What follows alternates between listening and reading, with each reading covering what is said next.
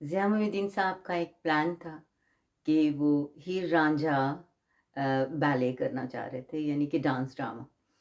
और जब उन्होंने मुझे लाहौर में दावत दी थी तो उनके ज़हन में ये था कि वो I would play the Heer.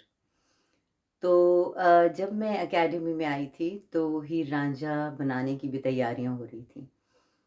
Academy जो थी वो उसका जो एयर मार्शल नूर खान थे, वो डायरेक्टर थे पीआईए इंटरनेशनल एयरलाइंस के। तो सुहेल राना साहब जो थे, जिनका बहुत मशहूर एक कौमी गीत है, सोनी धरती अल्लाह रखे। उस वक्त सुहेल राना साहब जो थे वो म्यूज़िक डायरेक्टर थे एकेडमी के, जिन्होंने फिर हीर रांझा का म्यूज़िक बनाया। और हमारी तैयारियां शुरू हो गई। एक तरफ मेरा एक शेड्यूल था कथक का, एक तरफ हीर रांझा की जो थी तैयारियां, कोरियोग्राफी। कोरियोग्राफी में नज़ीर अहमद जो थे वो थे, और बहुत खूबसूरत उन्होंने डांसेस कोरियोग्राफ किए थे और पूरी कहानी बहुत खूबसूरत बयान की थी कोरियोग्राफी में। रांझा जो था वो कासिम था, अली अली कासिम। और मैं हीर थी, और बाकी पूरी एकेडमी में शम्स एक लड़का था जो बाबा महाराज से सीखा हुआ था बचपन में, लेकिन अब वो काफ़ी देर से कराची में था और एकेडमी में मुलाजमत इन सब की थी, जो कि बहुत अच्छी बात थी, क्योंकि डांस में और म्यूज़िक में हमारे यहाँ ये बहुत ज़्यादा एक गैप रहा है कि artists of that kind are left too much on their own. तो ये जो सेल्फ एम्प्लॉयड एक सारा सीन है, कोई स्पॉन्सरशिप नहीं है, कोई मदद नहीं है, इससे बहुत नुकसान होता है।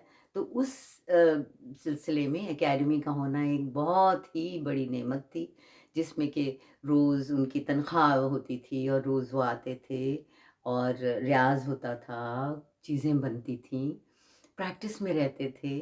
और एक जो इज़्ज़त नफ्स होती है ऐसे आर्टिस्ट्स की, जो कि ज़ाहिर है कि खुद ही कमाना चाहते हैं, वो पूरी ज़िंदगी उन्होंने लगाई होती है।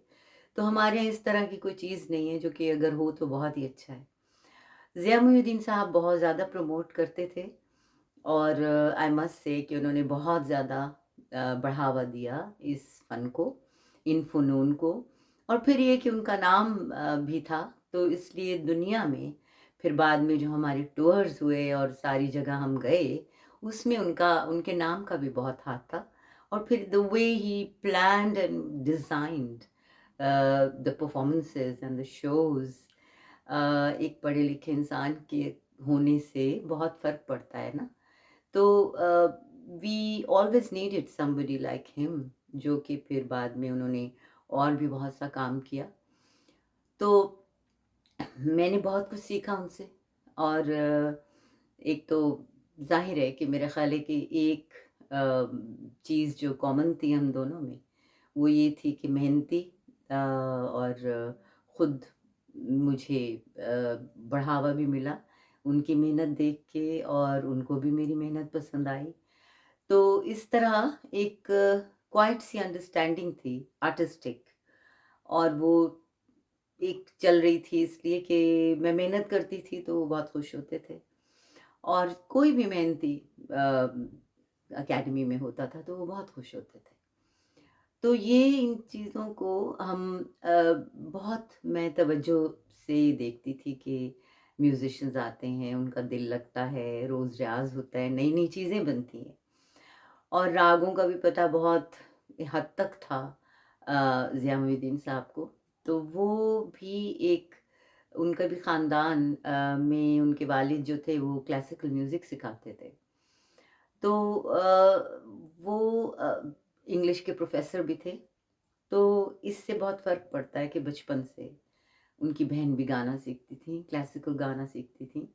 तो अगर ख़ानदान में जैसे कि मुझे भी ये मौका मिला, अगर ये चीज़ें हों तो फिर ज़ाहिर है बच्चा जो है वो उसमें पलता-बढ़ता है।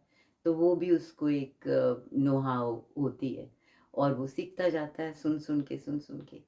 तो यही बहुत खूबसूरत बात मुझे लगती थी कि मैं ऐसे एक माहौल में आ गई हूँ जहाँ के पढ़े लिखे भी लोग हैं, اور آرٹسٹک ایکیڈیمکس بھی ہیں۔